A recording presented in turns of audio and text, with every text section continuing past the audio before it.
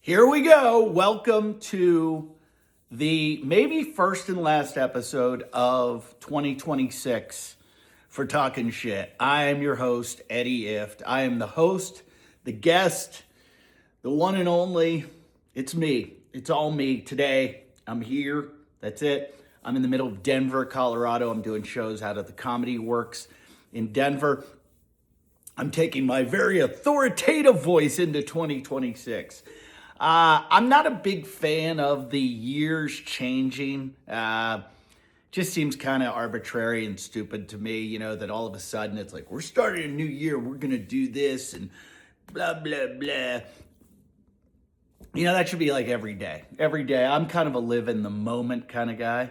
I've read enough Hallmark cards to know that you have to live in the moment, people. Yesterday is history, tomorrow is a mystery, today is a gift.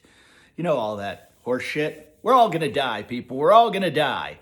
But here's the deal. It is 2026. The podcast, it's been weird. I got a new iPhone. I'm trying to make this the cheapest podcast in the whole world. I do it all myself. I upload it. I've got some viewers. It's pretty amazing. I was surprised. People were coming in and watching it. I took one of the most successful podcasts ever, Talkin Shit, back in 2010, I think we started it, and it's pretty successful. We got all the way up, I think second was the highest we ever got in comedy podcasts around the world. That was pretty incredible. And I've taken it to about, probably I'm in the top million. I'm in the top million podcasts, I'll bet. I also destroyed another podcast called The Wadcast, but that's what they're for, people. It's like albums. You make it, you do it, it runs its course, and you make a new one. So that's what's happening. Talkin Shit. I'm not going to say it's officially over because who knows whatever's going to happen. We never know. It keeps coming back. It's like herpes. You can't get rid of it. It just shows up, and then it goes away, and it shows up again. This show is, look, here's the deal. I'm a grown man now with children.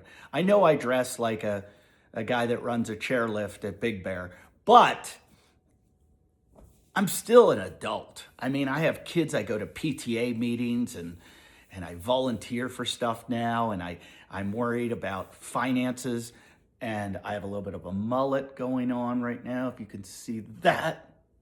How pretty is that mullet? I've never been able to have never had good hair ever. No mullet. Anyway, now that I'm more of an adult, Wadcast was kind of good because I got to do a lot of health-oriented stuff, which I'm really interested in, and talk strength and conditioning, which I'm really interested in. But as I evolve and as I change, as we all do, I had a friend yesterday, saw on her Instagram, she went gay. She's gay. Was never gay. She's in her 40s. Boom, she's gay. I'm not here to tell you I'm gay. I'm here to tell you that I am trans. I am going to be a woman from now on. So that's just how I identify. You'll see me the same way, but inside, I'm a woman. Anyway, here's the deal, people. So I'm thinking about starting a new podcast. It'll be completely different. And what I like now as I'm getting older is I still am pretty active for being an old man. I like to ski. I like to surf. I like to mountain bike. I like to snowboard a bit. I like hiking, running, climbing, doing a lot of active outdoor stuff. Anytime you can put me on a motorized vehicle, I will crash it. I will crash a car, snowmobile, motorcycle, anything you give me, I'll crash it. And I'm still like pretty put together. I still have all my faculties. I mean, you might think I'm a little crazy. And I love doing comedy. So what I'm trying to do is insert the two. I don't know if you know this, but I do a lot of shows at ski resorts or areas where they're skiing. I'm in Denver today. I was going to drive up to the mountains, but I didn't bring my helmet. And I didn't want to just rent some other dude's helmet that might have lice. So, I don't know. I get enough skiing in. I get enough days. So I didn't go skiing. But I like to go to This year I'm going to be in Reno so I can go ski Palisades Tahoe. I do Vancouver so I can go up to Whistler. I do Calgary. I'll go to Banff. I'm going to go to Revelstoke, one of my favorites, Revelstoke. I have shows in Vail this year, shows in Avon, shows in Steamboat Springs, and I do all these shows so that I can go skiing. In the summer, I like to go to as many places as possible to do shows so that I can surf. That's how it works. Surf, and even in the winter, I'll go over to the North Shore. I'll go over to Hawaii as many times as I can. I just went to Hawaii over Halloween, but I want to go to perform in all these places. So I also enjoy watching action sports, watching these athletes that are incredible. So I think what I'm going to do is start, a buddy of mine, Jamie Sterling, who was the big wave surfer of the year in 2012, 2013, I think that was the year. He started calling me Shreddy because I'm not that good. And so I think it's their joke on me that they call me Shreddy. Shreddy Eddie. So I think I'm going to call the podcast Shreddy. And what I'm going to do every week, I'm going to bring on guests that are from those worlds. And they might not necessarily, how hard it is to book guests. And I live in Malibu, California, where it's really difficult to get them in, but we're lucky enough to have a lot of people from there. So I might have a lot of reoccurring guests that are coming, over and over and over again, just because they're fun and they're fun to talk to, and we can talk shit like I always have. But I will try to keep it funny. I will try to keep it interesting. I'm not going to be your news source on what's happening in action sports. I'm not going to be like I'm not going to give you the surf conditions or the snow conditions. We're just going to talk like two guys at a bar would talk over a beer about their lives. I am notorious for talking about myself. I'm no Bert Kreischer, but I do have an issue where I talk about myself constantly. And I've heard the complaints on podcasts. People are like, all this guy does is talk about himself. I'm going to try not to do that. I've been working and you know what? I'm kind of bored of myself. So I really am interested in other people. I want to hear their stories, what they're doing, what they're up to, enlighten me, enlighten you, and have a really awesome conversation. A lot of people are like, why don't you go back to the old talking shit format? Well, the reason we don't do talking shit anymore, one, Jason's, he's off the ranch. I don't know what happened to him. I don't know where he went or if he joined a cult again, but he won't even return phone calls. Number two, that show was really raunchy and dirty, and I love raunchy, dirty humor, but I can't do it anymore. I got a kid. I got two, I think. Two kids. I got a daughter. You can't, if I had sons, maybe, but I've got a daughter. I can't go to strip clubs ever anymore. I just look at the girl on the pole and I'm like, you got a father. Get down from there. Here, I'll give you a ride home. We'll stop at a hotel. No, I'm just kidding. But I just don't, it's not in me anymore to do it, okay? So what's in me is to talk about my hobbies and talk about comedy a little bit, like if the, athletes or aficionados or whatever they are want to talk comedy, I'll talk comedy. I love talking comedy. But if they, for the most part, we're going to just talk about them. And hopefully it'll be like an engaging conversation you like. If you want dirty, raunchy guy talk, there's a podcast called Liberty, not Sons of Liberty, I forget what it's called. It's a bunch of Navy SEALs that sit and talk, and they are worse than we ever were. They are, I love it. I could listen to their podcast all day long because these guys talk shit like we never talk, because these guys are like 10 times the men, 1,000 times the men we were, they've lived a life. I've had some crazy experiences, and I've been posting on YouTube a lot of those, not a lot, I've done one. I love how I just turned it into a lot. I post road stories of stuff that happened to me at comedy clubs. I just posted one about this comedy club, Morty's Joke Joint, and it's kind of tame. It's how I got a finger up my ass from Miss Pat. But what I'm going to do is post more. Like, I have stories about the Edinburgh Fringe Festival, the Melbourne Comedy Festival, going to Dubai, going to China, filming my movie. It's kind of like a life history, a life story of all the crazy stories. Luckily, I've kept notes throughout my life of some of these stories. So I'm going to start compiling them, posting them on YouTube. So keep going to my YouTube, and there'll be all kinds of new stuff. I post shorts, which are like stand-up clips, really short stand-up clips. Sometimes I'm going to post some long-form stand-up clips when it's an interesting show, and then a lot of these what do you call it? Kind of road stories that I used to tell on Talking Shit.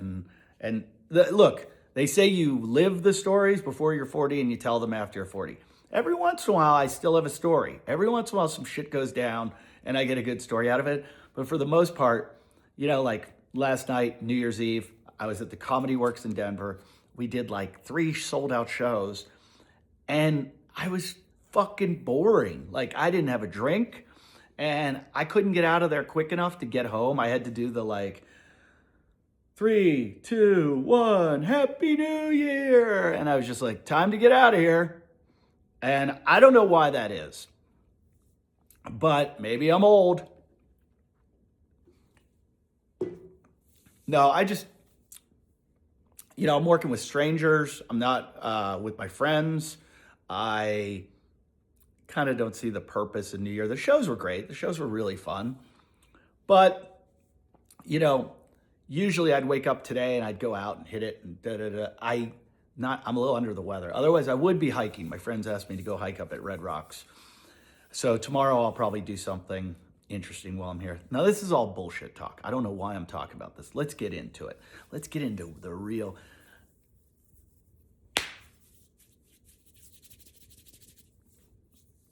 Let's talk about 2025. No, that would have been like last week. You got to do a year in review show in the last week of December. And I didn't do that. So I'm going to do the moving forward, the 2026. This is what's going to happen this year. This is what I'm going to tell you. Comedy-wise, I just told you about the podcast. So Shreddy is coming out. Get ready for Shreddy. Get ready for Shreddy. I know Tiffany Haddish always says that, she ready. And this is different. This is Shreddy. Hers is like, she ready. This is Shreddy, Shreddy, Shreddy, Shreddy, Shreddy, Shreddy. Get ready for Shreddy. Get ready for Shreddy. Shreddy, Shreddy, Shreddy, Shreddy, Shreddy, Shreddy, Shreddy. I don't shred at all. I used to shred a little bit on skis. Surfing, I don't shred at all. Like, people always want to know how good I am at surfing. I'm a passionate surfer. Somebody told me to answer that. Say you're a passionate surfer. That means you love surfing, but you're not really that good. I'm okay. Every once in a while, I surprise myself. I ride a shortboard. I'm not like a soft top bozo out there in the water. I'm a shortboard. Like, I ride 510s. If you don't know surfing, 510s are like, your dimension, the length of your board. I get a little volume in there because I'm getting old. I'm heavier than I used to be. I'm up there about 180 pounds now, 185. Mm-hmm. So,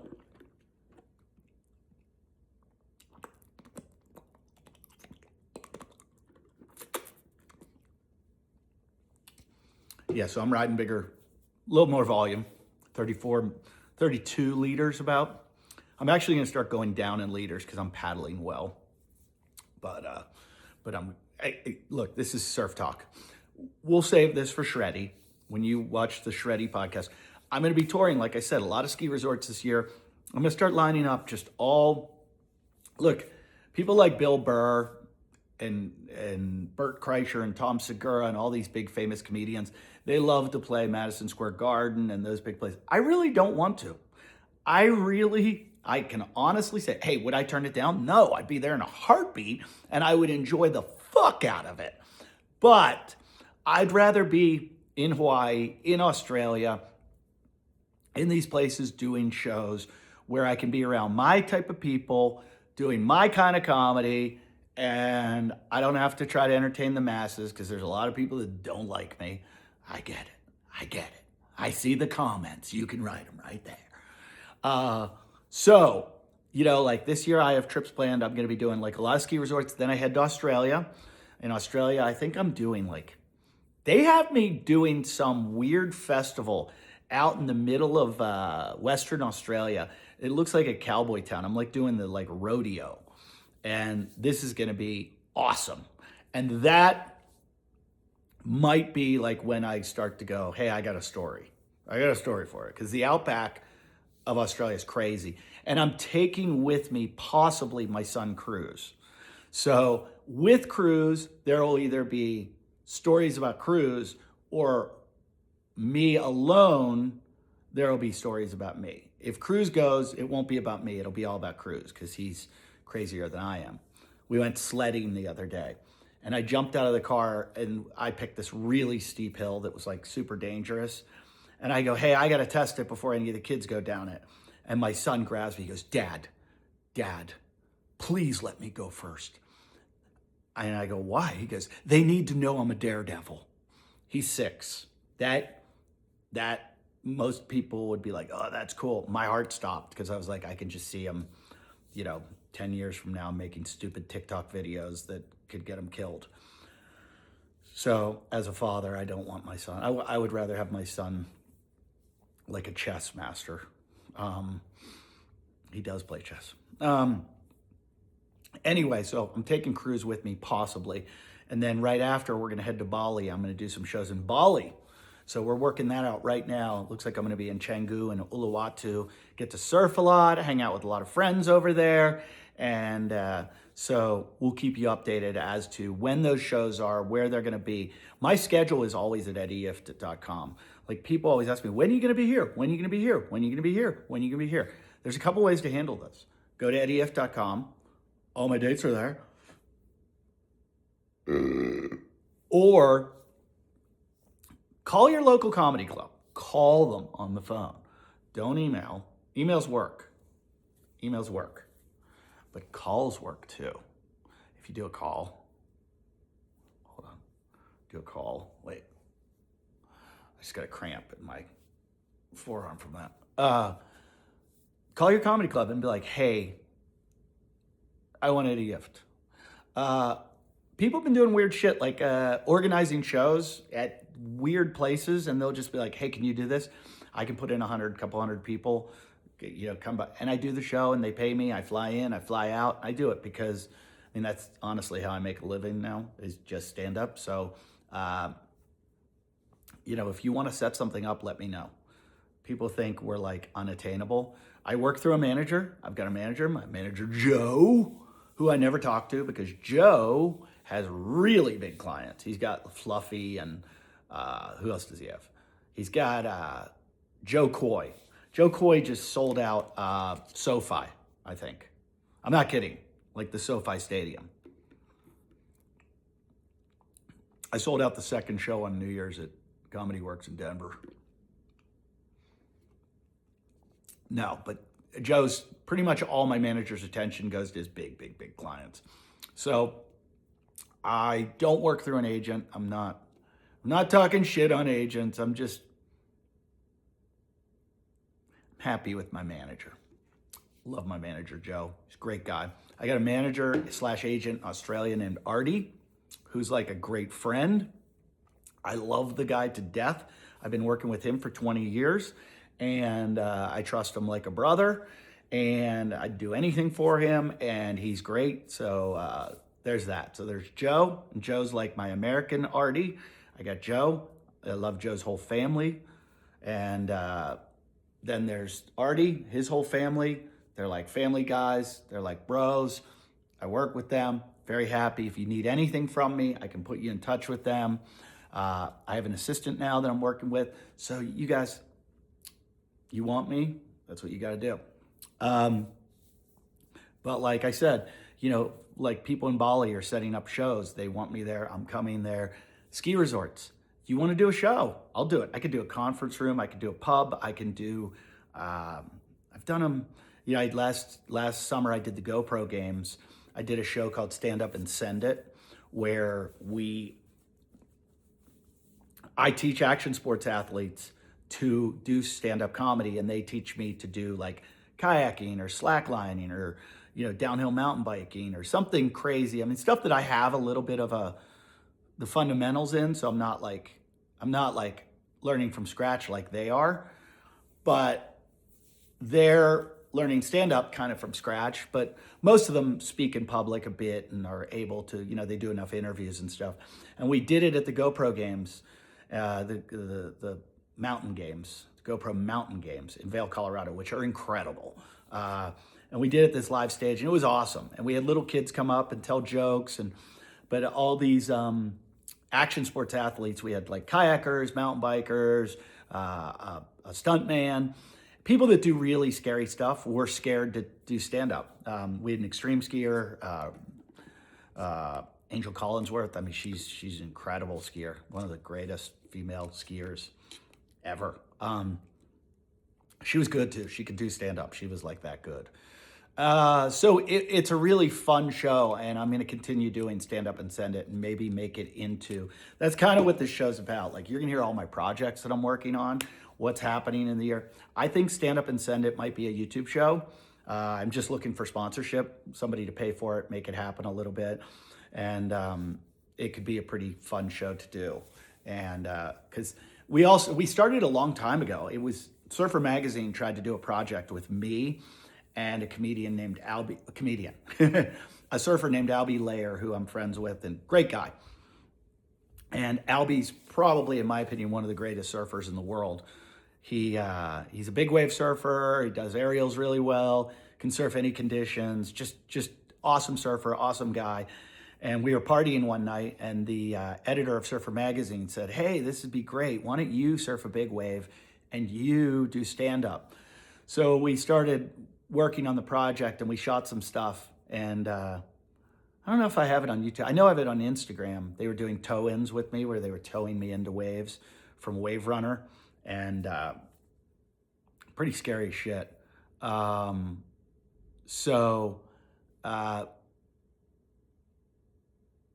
What Albie was supposed to do was do stand-up, and he chickened out. He never did it. But I chickened out at Jaws.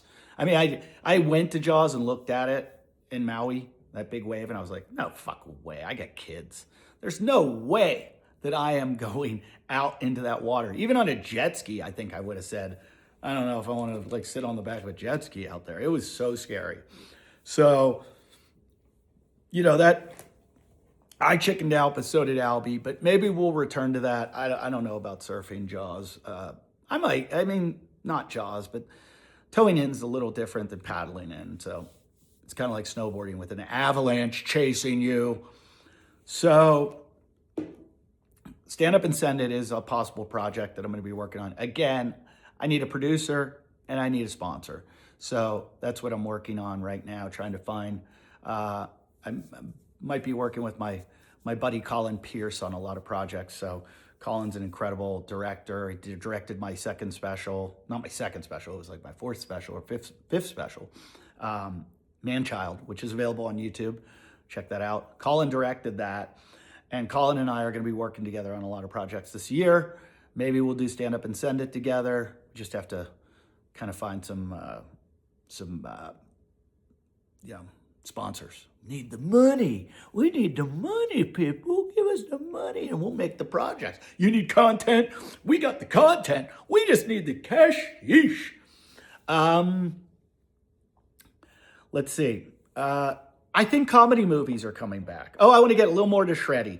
So I'm going to do the Shreddy podcast. We'll do, along with Shreddy, we'll do Stand Up and Send It. I'm going to be touring a lot of ski resorts, a lot of beaches, beach towns, Australia, Bali, probably Hawaii again, trying to set up a show in Hawaii right now. I'll still come back to your cities. Like in January, I got Boston, I got Phoenix, I got, Bozeman. I'm going up to Bozeman. I got a crazy project going on up there in Montana. So working up there, going to see some good friends up there, hang with them. Actually, you know what? I'll do a good episode up there. That might be a Shreddy episode. I can hit up a couple of my buddies, one former extreme skier, free rider, and another one that was 10th in Lilyhammer at the in the downhill. I'll do interviews with them because we can just set this up and do an interview like this, and it'd be just really cool to do uh, shreddy episodes. So it's gonna take a little schedule this stuff, put out these podcasts, try to put them out maybe once a month, once every 2 weeks, once every 3 weeks, once every month, once every week, once every day, whatever. So hopefully you'll like these episodes. It's weird because when I did Wadcast, there was a CrossFit audience that came to this. I don't know how I'm going to get to these audiences without just collaborating with the action sports athlete. But I'm pretty good at finding sponsorship. Wadcast, we did a good job. So, maybe someone like a GoPro or someone like, I don't know, an energy drink or, beer or something wants to get behind this and be the sponsor. You let me know. If you know anyone, contact me. I'm always available. You just DM me on Instagram @EddieIft, and I will get back to you. All the messages eventually get to me, so I will get back to you. And I'm really good at writing back to people. Probably because I'm not that famous. Staying here in Denver, there's so many cool things that I just can't stop playing with here. Look at this thing, it's like my hat.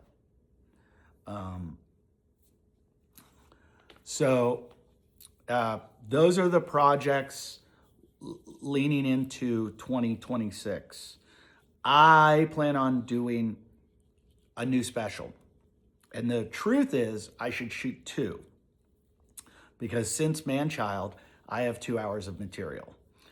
And maybe what I'm going to do is record one as an audio podcast, an audio album that I just put on SiriusXM and Spotify and all those places. And then the other one is, I want a Netflix special.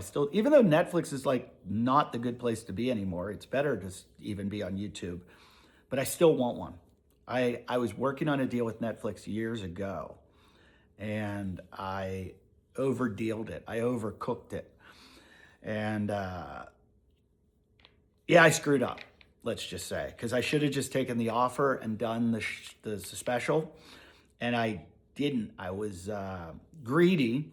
They wanted to buy one of my old specials. I think they wanted to buy Live from Australia, or the other one was I Love Pussy, which had a cat on the front.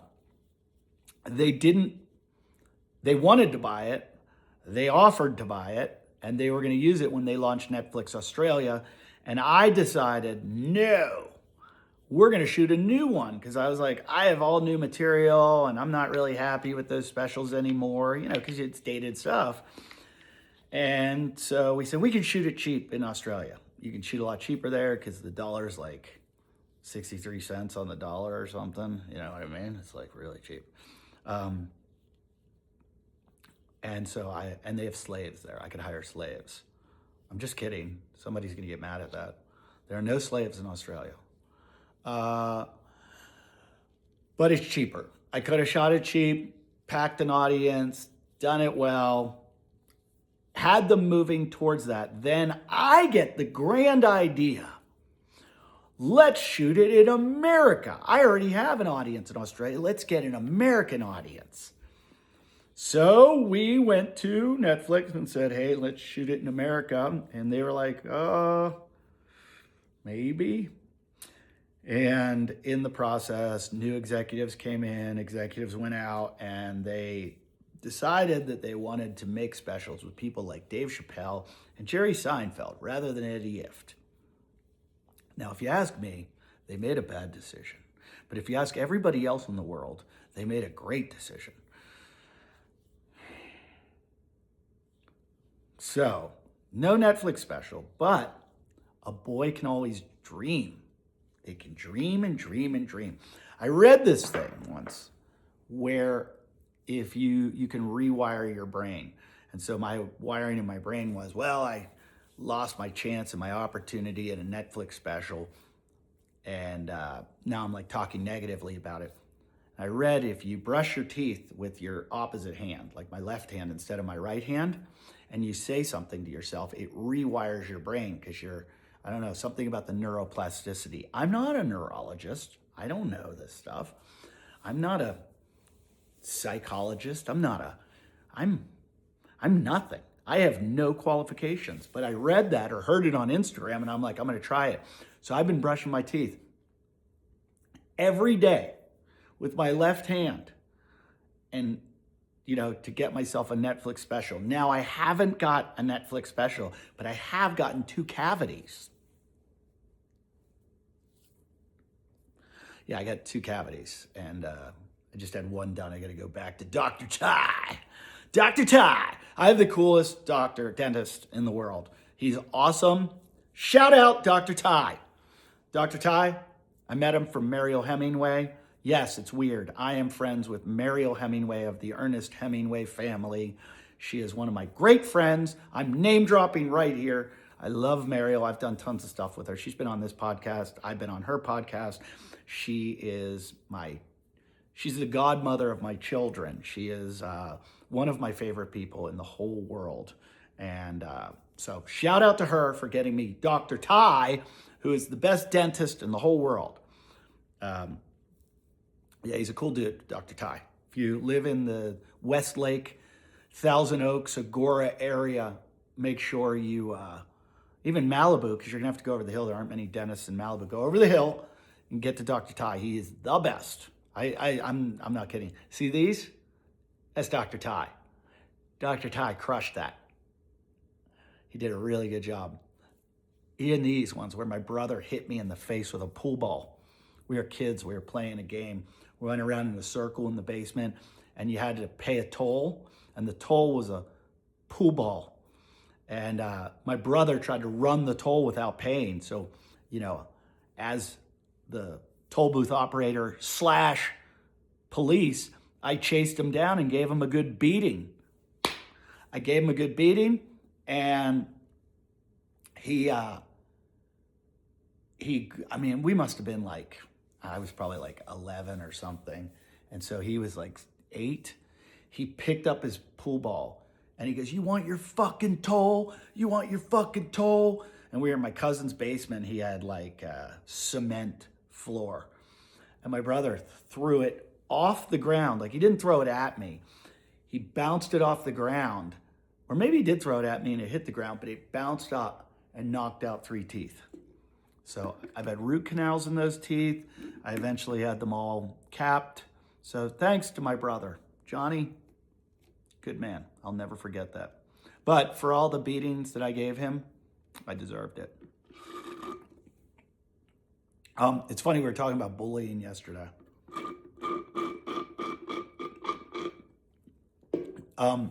I grew up in a huge bullying culture, and I grew up in a huge bullying culture. I don't condone it, and people are going to get mad at this, but I think there's a healthy level of bullying that is good for you to learn the constructs of society. Life's not easy, and so if you're pampered your whole life, you're gonna get hit hard. I don't think it's right when kids are, look, I've got kids. I don't want my kids getting bullied. I don't like it when I see it happening. I intervene whenever I see it. However, it's going to happen. And we were too much. There was way too much bullying. It was insane. I grew up in a place called Fox Chapel outside of Pittsburgh and had a lot of older cousins. And I just saw a Dave Landau video. Dave Landau is a comedian. Check him out. Check him out on YouTube, Instagram. He's fucking hilarious. He's one of my favorite comics to watch. Literally top of the game, top. You hear all the big names, but there are guys like Dave Landau. Just everything he says is so fucking funny. And I've done his podcast. I've done his TV show. He has a TV show he shoots in Dallas. I've gone in and done a couple episodes on it, sketches, and I had really fun times with him. He's a conservative. I'm a middle of the roader, but He's just so fucking funny. And his he's not like one of these right-wing morons, like a crazy like unite the right. He's just a conservative, and I believe he's from Michigan or something. I think he's outside of Detroit. Anyway, I keep saying anyway. I got to stop saying anyway. I say anyway so much. Anyway, so Dave Landau's video, you got to see. I think it's just look up Dave Landau bullying. Awesome. One of my favorite bits. My 11-year-old daughter was in tears watching this bit, just in tears. He also has this joke. They're like stories about throwing shit at prostitutes. And that one is so funny too. But I can relate a lot because it seems like we had a very similar childhood. And so the bullying that we had, fuck. It started at a young age with like cousins. Cousins would do it to me, and then I'd do it to my younger brother. And the circle of violence. There's a circle of violence that goes on. We weren't abused children. We came from the spanking generation. Dad spanked. I got the belt. My dad used to crack me with the belt. But not saying it was like undeserved. It wasn't like my dad came home and had a couple beers and was like, you get in here right now. I don't like your way you breathe. It was more like, stop that, stop that, stop that. You're going to get the belt. Stop that, you're going to get the belt. Crack. I had enough warnings, but I don't hit my kids. But back then we did, then we beat the shit out of each other. Does it make you tough? Maybe, maybe not. I don't know. I got in a lot of fights my whole life. I lost a lot of them too. So I don't know if it made me tough. I hated fighting still, and I would do it all the time. So it makes you aggressive and violent. I don't know. This is not therapy. I mean, it looks it. But I'm getting notifications on my phone right now. And it's like my wife, can you text me a breakdown of this and that? And can you do the same in PayPal of every payment that you received? And she's doing taxes right now. Oh, God. She needs to learn how to use ChatGPT more. So we had bullying. I used to bully these younger kids, Derek and John and my brother, Johnny. And so it just like trickled down. But then I was also a football player in high school. And when you get to football, there's hazing. And it's like a rite of passage. As soon as you get to JV, your sophomore year, you're playing with the older guys, and they're, as a JV, as a sophomore, you get bullied and they haze you. And then you're supposed to do it. I was never one to do it to the younger guys. I thought it was shitty. And then I joined a fraternity in college, and lots of hazing there. Again, I wasn't into it. I didn't mind it happening to me. Like, it never bothered me. I wasn't one of these people like, I can't handle it. I actually found it very funny most of the time. Sometimes it was annoying and boring, but if it was funny, I thought it was funny. I could go on to tell you story after story about some of the shit they did. The fraternity stuff was stupid. I used to it's stuff that shouldn't be told. There's stuff that just, should stay secretive. There was no weird, there was some nude shit.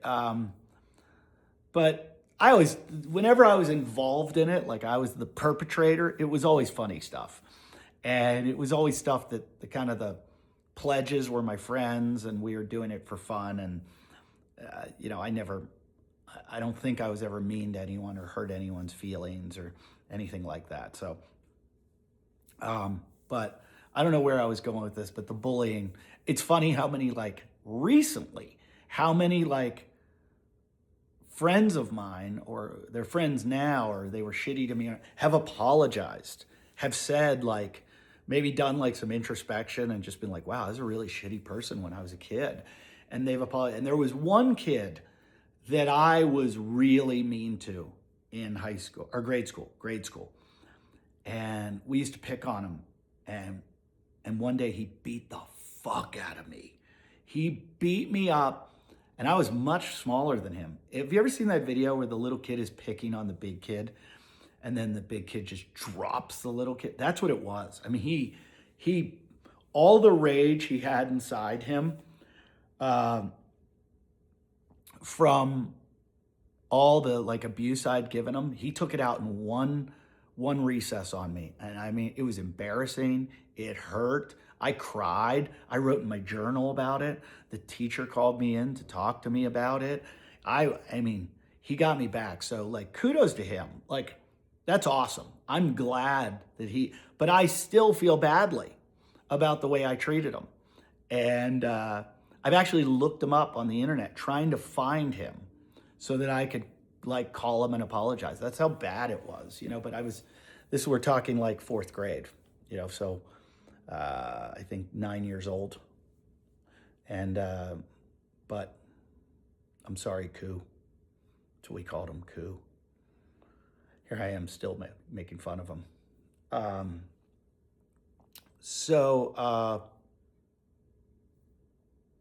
Yeah, but I'm not saying bullying's good. I'm just saying a little bit of it's okay. Toughens you up. The football shit was weird, though. They talked about rolling me in a wrestling mat. They're like, yeah, we're going to roll you up in a wrestling mat. I was like, I'll quit. I'd rather not play football than get rolled in a wrestling mat. Even if I was like the star quarterback, I'd be like, I'm out. If they were like, you're going to win a college scholarship and play and go to the NFL, I'd be like, no, because you're never rolling me. I told them that. I was like, if you roll me up or tape me to anything, like tape me, I'm out. Because like I have this thing called cleithrophobia, which I've talked about a million times, where I can't, I don't like to be trapped. I just heard Nick Swartzen talking about it, and I sent him a text message going, dude, I have it. I've gone to therapy for it. It's awful. It's a fear of being trapped. And they didn't do it to me in high school. Luckily they didn't. We used to have a lot of pillow fight. When you play football in high school, you have fall training or summer training, like right before school starts. For about 2 weeks, you practice to get ready for the first game. And you do 2 a days, or I swear I feel like we did 3 a days. It felt like that. And you basically live at the school. And so you take naps and eat in between and then get back out and practice again. And it was really tough. At the time, it just felt just so arduous and long and brutal. And then during your breaks, when you're supposed to be relaxing, recovering, we're doing hazing shit. And so when I say we, I'm being hazed. And I remember them, oftentimes they would tell us to go beat up someone with pillows, because we had pillows for sleeping. And you'd take naps, and they'd go into like the wrestling room, so-and-so's sleeping in there, and just beat the shit out of them. So like, 20 sophomores would go in there and just boom, boom, boom. Usually it was like the kicker. I remember they used to always sick us on the kicker. They'd be like, go pummel the kicker, because everybody resented the kicker because he didn't have to practice. We'd be out there beating the shit out of each other, and he's over on the sideline kicking balls into a net. And then, puts the jersey on, gets all the glory, and all he does is like, I just kicked the ball. That's all I do. And we're running laps, smashing into each other, doing the Oklahoma drills. And this guy's like, oh, I'll kick another one. Oh, can you pass that back to me? I want to kick another one. And so that was, why we pummeled the kicker. And I still feel guilty about that to this day. Some kid had a zipper on the end of his pillow. His pillowcase had like a zipper. And I remember the zipper just cutting the kicker's face. I felt awful about that. It was brutal. But then they did, I'll never forget this one time they came in and they were like, okay, I forget what they called us, JV or something. They were like, they were taking us one by one out of the gym, and they would take us away. And then they'd come back and get another one. And of course the coaches let all this shit happen. They'd take one away, and then another one away, and then another one away. And we don't know what's happening to our like classmates. We're like, where did they go? They haven't come back. Are they dead? What are they doing to them? And I'm down to like the second to last guy. And I have a feeling they leave you by like how much they like you. So I'm like the second to last least liked. Like the guy behind me, they hated more than me. And I was a big mouth, of course. So I'm surprised there was, funny enough, the kid they hated more than me was my cousin, one of my cousins. And so they take me in away, like they pick me up and grab me and take me away. And we go to the bathroom. And I walk in the bathroom and all my other teammates or classmates are standing on the toilets, looking over the stalls. And there's like 20 of them packed in there. Like 3 stalls, and they've got like 6 of them in each one. And they're all standing on the toilet looking over, and they've all got this look on their face. And I'm like, what's happening? What are they going to do to me here? And they said, okay, you got to do sit-ups. Lay here on the ground. You're going to do sit-ups. And we do this special isometric sit-up where we hold this towel over your face, and you're going to press against it. And you're going to press as hard as you can. And we want you to be able to do it, but you're probably not going to be able to do it. And then the whole thing is we pull the towel away, and then you still can't do a sit-up. You can't do it. You're going to try, and we'll pull it away, and you try as hard as you can, but because you're locked in that position, you won't be able to do it. And so they pull the towel away, and standing over you is a giant fat man's ass. And you come up and you're supposed to put your face in their ass. Well, we had a guy on our team that was 330 pounds. 330 pounds in high school. And I had done that sit up before. My sisters used to make us do it when we were kids. They would all the neighborhood kids would try it. It was called isometric sit-ups or something. And so I had done it. I had known about it. And so I look over and I go, I'm not sticking my face in anyone's ass. And one of the guys just smacks me right in the face. And he goes, shut the fuck up. And like a swat across the face. But because I knew it wouldn't work. So they took me over, and I think they gave me a swirly then in the toilet. They might have flushed my head in the toilet. And then I get to watch my cousin come in, and he was like an overachiever. And so he tried so hard, and the 330-pound guy's got his ass over my cousin's face, and they pull the towel away, and my cousin just nose goes all the way in the guy's butthole. And we looked at my cousin's got baby powder all over his face because the dude had put baby powder all over his body. And looking back, it wasn't fun. That was not fun. It wasn't funny. It was stupid. And that's not the kind of shit that I think I'm not condoning it. I'm not, it's just fucking stupid. That's all it was. It was dumb as shit. But when I ran track in college, they had a thing where the underclassmen, they punch in the ribs, and they say they're going to get you. The upperclassmen are going to get you. They're going to get you. They're going to get you. They're going to get you. They kept telling me they were going to get me, and I was terrified. Also, it's not racist, but I was the only white kid on the team. And so I got all these black dudes that are just telling me they're going to beat the shit out of me. It was a little scary. I'm not going to lie to you. So every day after practice, I would run out of the locker room as fast as I could. I'm an 18-year-old freshman in college, and I'm fucking darting out of practice faster than I ran in practice because I don't want to get beat up. And I'd hear stories how they got this freshman or they got this freshman, and I'm like, oh God, when are they going to get me? When are they going to get me? And they finally got me at a track meet in an elevator. They beat the shit out of me. I felt like I broke ribs. And that, not fun. Not fun at all. We had a workout one day where we ran the underclassmen versus the upperclassmen in 400-meter relays. And 400s are already a punishment. They're painful to run one lap around the track as fast as you can. And now when you're running on a relay, there's a lot of pressure for you to do well. And so, because you can't let the team down. And I'll never forget Lee McRae. I shouldn't say his name, but it was Lee McRae. He's great. He was like practicing with us, and he was this like world champion, literally like fastest man in the world. Beat Ben Johnson in the 60. And I remember him pulling out, he was like coaching my team. And he's like, Eddie Ift, if you don't win this, he's like, if you don't win this, we're going to fuck you in the ass. And he pulled out a condom. He's like, we're going to fuck you in the ass. And then he's like, I guess it was, the whole thing was about punching in the ribs. When they would punch you, they'd punch you in the ribs. And he's like, we got to get some rib sauce for Eddie Ift. We got to get some rib sauce.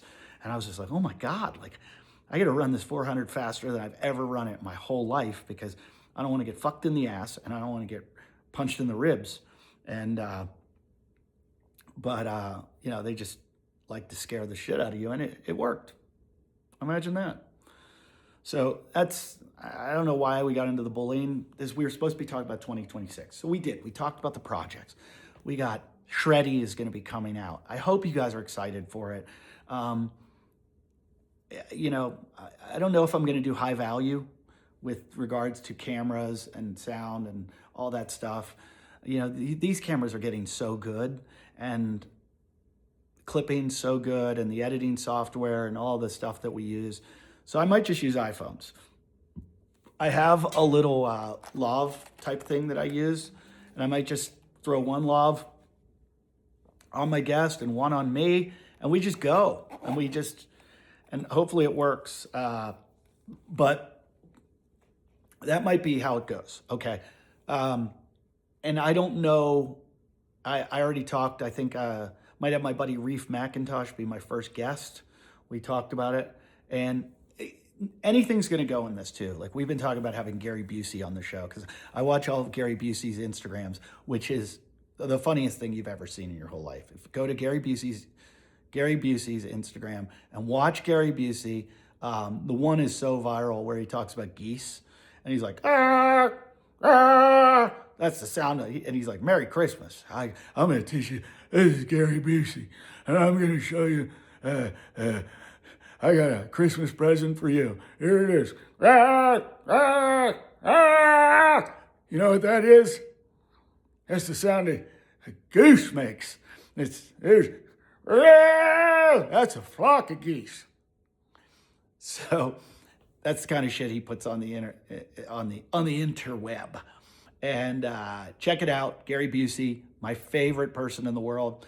Adam De La Pena, former guest of Talkin Shit, used to do a podcast or a TV show with him called Me and Gary Busey, or Gary Busey and Me. I don't know what it's called. Check that out on Comedy Central, or maybe there's clips on YouTube. But I've basically been tracking Gary Busey, and I know where he hangs out now. So we're going to come get him. We're going to record a podcast with him, hopefully. We're going to talk action sports, and we're going to talk maybe Point Break. So look out for that. Touring, my schedule's at eddieif.com. Stand Up and Send It. We're hopefully going to be making that as a YouTube show. And I'm going to try to stay focused this year. My ADHD sucks so bad. And it's no longer ADHD, it's ADD. The hyperactivity's gone out the door. I'm a little slower now. So it's just ADD. But I'm staying focused. We want to do this year, get Shreddy going, get Stand Up and Send It, and tour, and Netflix special. So that's the goals for 2026, people. So if you're a fan, you like me, help me out. Share me to all your friends. Share. Spread the word. Like, comment. Lots of comments. Comments help. The more you comment, I write back, the more we get into the algorithm. This is an algorithm game, people, and I hate it. I hate that we have to provide content constantly. But look, you know, an agent said to me the other day, he goes, Eddie, everything's changed. There used to only be 3 flavors of ice cream. Now there's 300. You know, you got to get with the times. You got to do what you got to do. So I'm going to play the game. Do I want to be an artist and really just make good stuff and not worry about all this? Yes. But am I going to get to? No. I got to play the game, or I get lost in the shuffle. So I appreciate you sticking with me. And you know how to get a hold of me at Eddie Ift on Instagram. Is probably the best possible way. And all my stuff is Eddie Ift on Instagram, Facebook, uh, YouTube, and all my dates are always available at eddieift.com. I hope you guys had a wonderful New Year's, and I hope 2026 for you is just wonderful. So go fuck yourselves. I don't know why I just said that, but I used to say it all the time on Talking Shit. And this is still talking shit. Just keep looking for Shreddy.